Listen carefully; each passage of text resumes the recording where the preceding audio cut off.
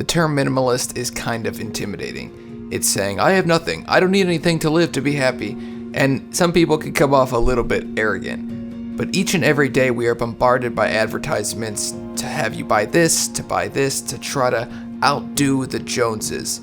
And what I found is that you'll never end up winning, you'll always need more, and you'll always want to buy more. So I just stopped buying stuff. So what are 5 things I no longer buy as a minimalist? The first thing, and I think that this is obviously probably one of the most common, is clothes. I stopped buying clothes when I became a minimalist pretty quickly. I found that it was pretty ridiculous how much I was spending on clothing each month when I had enough clothes already. I think it's funny how people constantly want to buy new clothes and they never like lose weight or gain weight. They just want to buy new clothes because they just want new stuff. So I stopped buying new clothes. I found that for me helped me a lot, save a lot of money, but primarily, it was just nice having less laundry to do. So if I used up all my clothes, it would take less time to do, and then I wouldn't have like 6 loads of laundry. I have like 1.5 loads now. That's something that I really like. I hate doing laundry, and I hate having to do like 10 different loads at one time. So just having to do like one load and basically all of my favorite clothes are clean is really nice, and it's really convenient. So clothing is obviously the first one. And the second thing is tech products.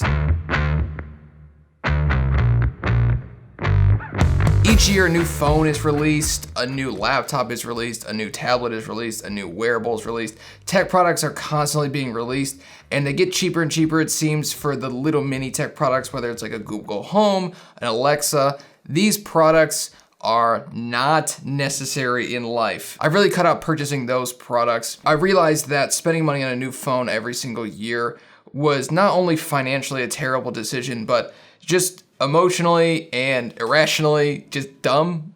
Not irrationally, rationally stupid. So I found that for me, I used to make a lot of tech videos. I'm still going to make a couple tech videos, I'm sure, in the future, but for me, I found that having less tech stuff is more beneficial to me, and buying less of it is great. I used to switch out computers once or twice a month, maybe even 3 or 4 times a month, and I've had the same computer now for like 6, 7, 8 months. So for me, it's been really, really nice just being able to have the same computer, have the same phone, have the same this, have the same that, and not having to worry about constantly switching, constantly buying something new. With the newest, latest, and greatest phones at a price of almost $50 a month, if you were to invest $50 a month over 40 years, you would have $588,000. Now tell me why you need that new phone again. Now this is obviously an extreme example, but if you constantly purchase a new phone every single year and you're constantly having payments, honestly, I'm not gonna say that you're an idiot per se, but just know that I'm thinking it. No, but seriously, I think that constantly spending money on a new phone is just silly because let me tell you something. Next year, after you buy this new phone, there's gonna be a new phone, and it's always gonna be more expensive, better, faster, stronger, and all the improvements are pretty much negligible. The third thing that I stopped buying as much when I became a minimalist is extremely fancy meals. Being a younger guy with now wife, then fiance and girlfriend, I always wanted to impress her by taking her out to a fancy dinner, fancy meal. I want to take a picture of it, put it on Instagram. But since I became a minimalist, my priorities have definitely shifted. I'm more interested in spending a good day with her, whether it's at Chipotle for a super cheap meal instead of a $60 meal at Red Robin, Olive Garden, a restaurant like that. And we still get to have fun together. We could still hang out for a long time, and we can go for a drive, go for a walk. These things have given me a lot of time back and have saved me a lot of money. I can go to Chipotle 4 or 5 times with my wife, and it'll be the same price as if we went out to a Red Robin or an Olive Garden or like a local restaurant for one meal. So eating out at expensive restaurants has definitely been something that I stopped doing and stopped buying. For the fourth thing, it's gotta be dog toys. I have a dog. Actually, now I have 2 dogs and a cat, and my wife and I love buying them dog toys. But it was always this really weird thing where we'd spend a bunch of money on new dog toys and they would just not play with the old dog toys that they haven't chewed up yet. And then they would play with the new dog toys, and then that cycle would just basically keep continuing. So they had a huge stockpile of toys. And what we did was we took those dog toys, the old one, put them in the closet, and then as they chewed through the new current ones, we give them a new toy and they think it was a new toy. So we stopped buying dog toys. We stopped buying those little frivolous purchases that we didn't need, an expensive collar as opposed to just the basic collar, an expensive leash as opposed to the basic leash.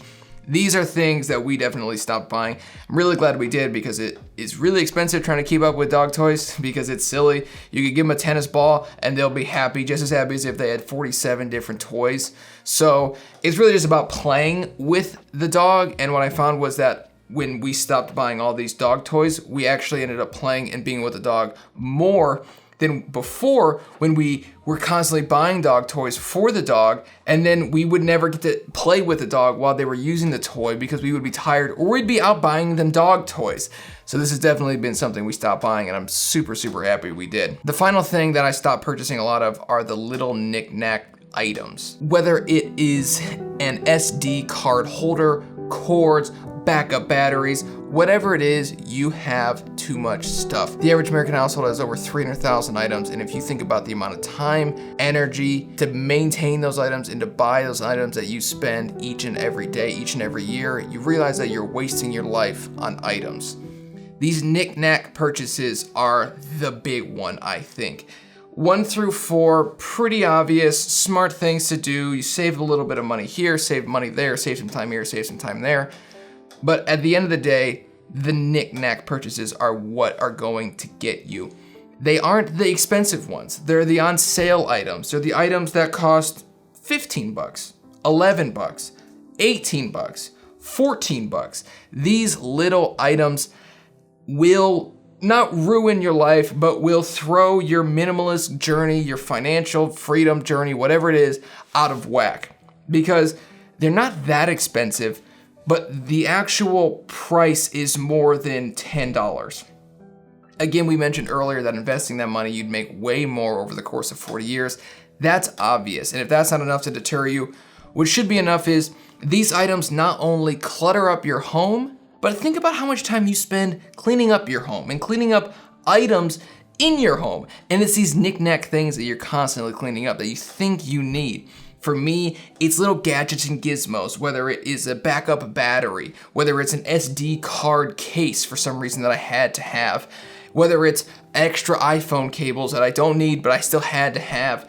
It's these little knick-knack things that at the time don't seem too ridiculous to buy, but when you start adding up the cost of all of these knick-knack sale items, it gets to be pretty expensive, and it's more than just the cost of the item.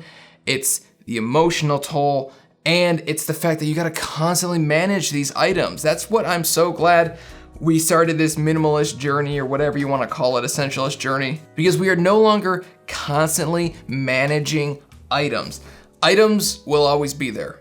And I'm glad that we have gotten to a point now where we sort of have control of our items again, and our items don't have a control on us. So if you learned anything in this video, that's great. And if you liked it, hit the like button. And I'll see you guys in the next video. It'll be an unboxing of my new camera, hopefully, which is kind of anti-minimalism, but I still like stuff, so I'm gonna make it. All right, I'll see you guys in the next one. If you liked the video, hit subscribe. Peace out.